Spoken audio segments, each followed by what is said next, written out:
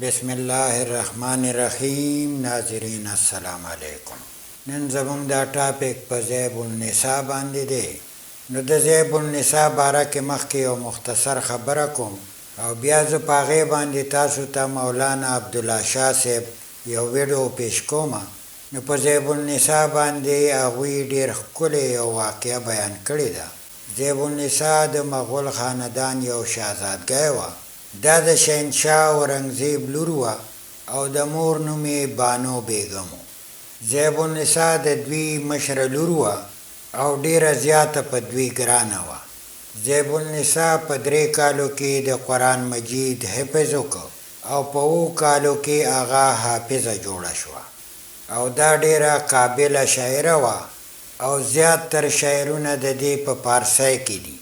دا واقعه د 1638 نواله 1702 پورې ده. نو راځئ چې هغه وګورو. په ایران کې یو بادشاه شاعر هم یو ځل هغه یو شعر جوړ کړ خپل وی در ابلق کسې کم دی د موجود. ابلق هغه مرغلره ته چې نیمه سپینه نیمه توره وي. وی در ابلق هغه مرغلره چې نیمه سپینه نیمه توره ده کسې کم دی د موجود کمه موجود کیږي.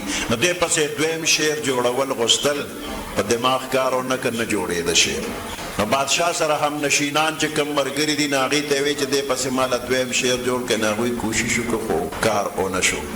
د هندوستان کې اورنګزیب عالمگیر بادشاه ته خط ولیکه چې ما یو شعر ویلی دی و پسې دویم شعر جوړول غواړم خو دماغ مې په کار نه کوي.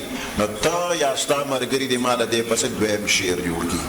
اورنګزیب بادشاه خپلو ملګرو ته خبره وکړله خو هغوی هم کار ونه کړی شو. او د اورنګزیب بادشاه لور وه شاعره وه ذیب النساء نوم یې و. نو بادشاه خپلې لور ته وی چې د ایران بادشاه خط را لېږلی دی او دا شعر یې لیکلی وی په دې پسې ماله بل شعر جوړ کا که ته جوړولی شي. نو دغه وخت کې ذیب النساء هم څه لفټ ورنه کړ. بله ورځ ذیب النساء کور کې ناست او مخې ته غټه شیشه لګېدلې د ځان له سترګو کې رانجه اچوي. سلی رجړومه کې ووالی شو سترګه کې سلی وو. بیا دویم ځل په دریم ځل چې سلی سترګه کې ونه هغه سلی روان ورغی او سترګه خوږ شوله او د سترګې نه یو اوښکه توی شوله.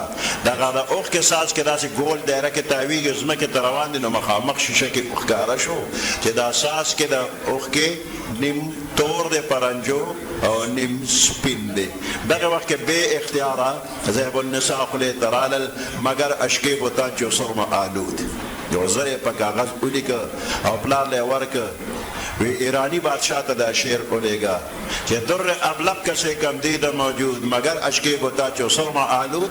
دا شعر پوره شو ویلیږه. اوس مطلب دا شو چې هغه مرغلره چې نیمه سپینه نیمه توره ده دا به کمه موجود کېږي خو د معشوقې د سترګو هغه اوښکه چې پرنجو نیمه توره نیمه سپینه دا هم کمه موجود کېږي.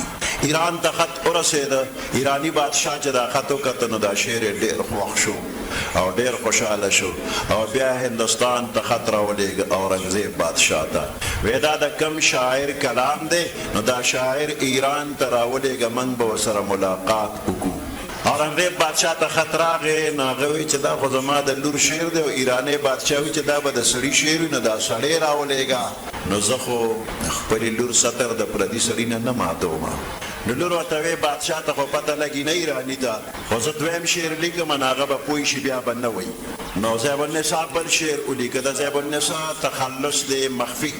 نو دې دویم شعر ولیکه دغسې خو نه مخفي منم زه په دې خپلو خبرو کې پټه یم چوبوی ګل در برګې ګل څنګه چې د ګلاب د ګل پاڼو کې خوشبو پټه ده. خوشبو محسوس کېږي خو په سترګو لیدی نشي. نو د ګلاب د ګل پاڼو کې خوشبو څنګه پټه ده نو زه په خپل کلام کې دقسې پټه یم او هر کې دیدن میله دارد در سخن بیند مرا ما که څوک لیدل غواړي نو ما دې په خپل کلام کې وګوري. ایرانی بادشاه دا شعر وکته نو پوه شو چې دا زنانه ده او زنانه سره ملاقات ناممکن دی. نو ناظرین تاسو د مولانا صاحب دا خبرې واورېدې. نو د ذیب النساء باره کې خو ډېرې زیاتې واقعې هم شته. نو که تاسو کله بیا کمنټس کې غواړئ نو کېدای شي په هغې باندې زه تاسو ته ویډیو جوړه کړم. مزید ویډیو دپاره به انشاءالله بیا ملاقات کوو. ناظرین دا چینل سبسکرایب هم کوئ که چا نه کړی، لایک هم کوئ او بیل آیکن هم ووهئ. نو ناظرین اجازت غواړم الله م خوشحاله آباد لره.